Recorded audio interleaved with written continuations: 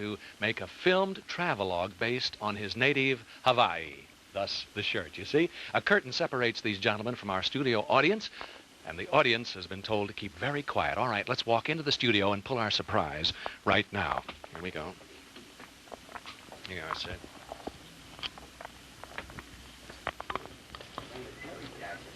Hi, fellas. How are you? Hello, Johnny. How are you? Nice to see you. Nice seeing you. Good. You know the Duke. Hello, Duke Kahanamoku. Good to see you, Glad Duke. to see Last you. time I saw you in Hawaii and all there. Real good fun. What are you doing here? Well, I came up here for the wine travelogue. You going to do it here? I think we're going to On do this it stage here? Yeah. We'll take a little test. No, I'm going to do. I'm going to do it here myself. Gee whiz, Well, they got it goodness really sake. fixed up around here, haven't they? Fixed up Woo. No, I'm doing a show in the studio tonight. As a matter of fact, I'm doing it right now. Yeah, I'm doing it right now. And you're a very important part of it. You go ahead right along. Because Duke Kahanamoku, world-famous champion Olympic swimmer and sheriff of Honolulu, Hawaii, tonight, this is your life. Now, you wonder where that applause... Thanks, Mr. Trump. You wonder where that applause is coming from? Just look straight out there.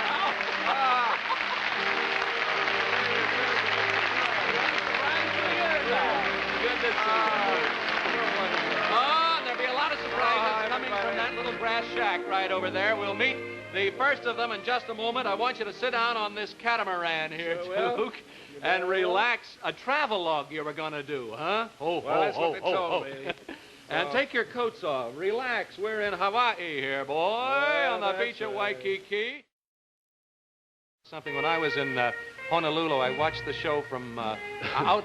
There was a television set in a little lay stand in front of the Royal out there, and I used to go around and watch the summer replays, you know? That's right. And now against the background of Diamond Head, Duke, white sand, swaying palm trees, and the warm breeze of the tropic trade winds, let's tell the story, ladies and gentlemen, of a little Hawaiian boy who became the most famous swimmer in the world, participated in 5 Olympic Games, and used his great speed and power in a most heroic way.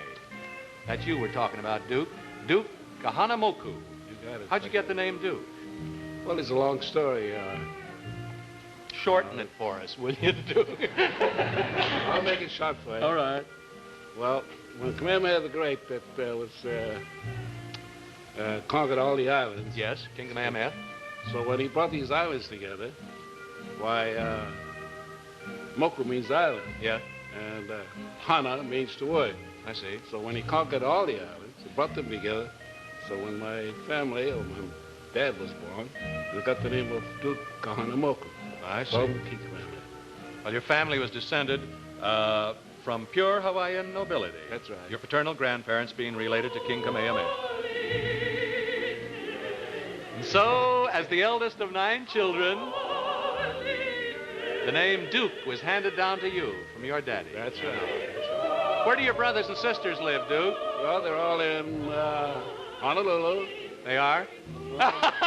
They're here in Hollywood to help us tell your story. Here's Bernice, Sister Bernice, Kapiolani. Oh, thank you, Kapiolani.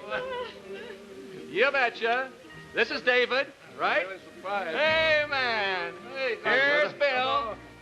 Here's Sam, right here. And here's Louie. Hey, Louie. And here is Sergeant.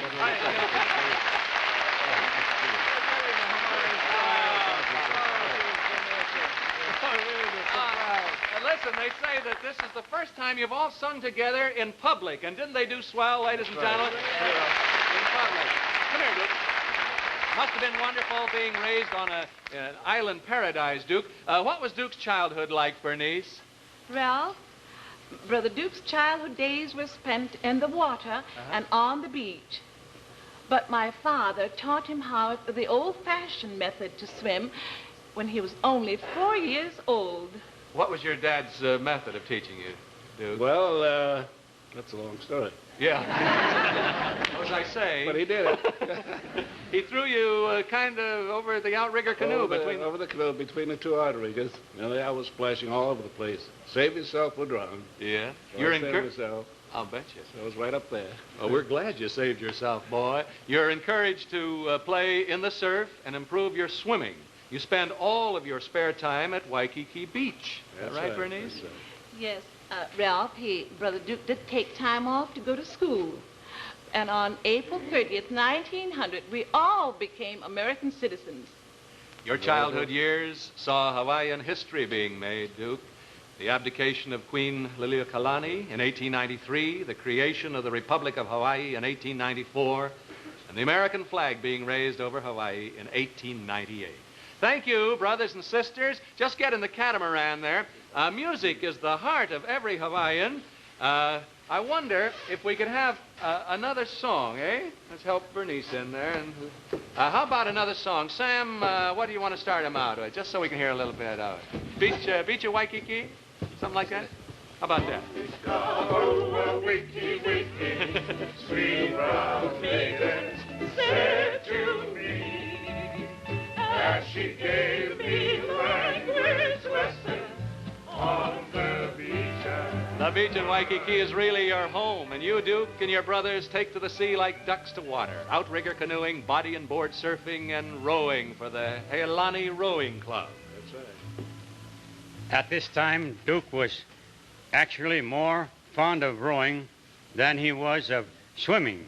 I know because I rowed against him in many races. That's Dad said. Yeah, the voice of an old competitor, Duke. One of your closest friends here from Honolulu, Hawaii, is George Dad Center, world-famous swimming coach.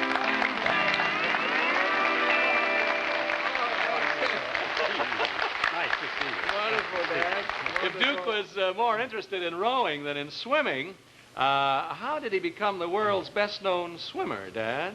Well, after we would go practice rowing, we would go swimming. Mm-hmm. And the various crews would engage in swimming races. And Duke would always win. August 12, 1911 was an important date for Duke, wasn't it, Dad? Yes, it was the first time, very first time Duke entered a formal swimming meet. Mm-hmm. And he swam the 100 yards open straightaway. The timers couldn't believe their stopwatches because they showed that he had shattered the world's record, not by fractions, but by whole seconds. Duke swam 100 yards in 55 and 2/10 seconds, and the world's record was 1 minute flat. Thank you very much, Dad Center, for coming here from Honolulu to tell the beginnings of a swimming career with the rise to such great heights. You'll see Dad and all the gang later on at the luau we've arranged for you at the Hollywood Roosevelt Hotel, where, by the way, Duke, all your family and friends have been staying there at the Roosevelt. Two-finger play? Yep, two-finger play.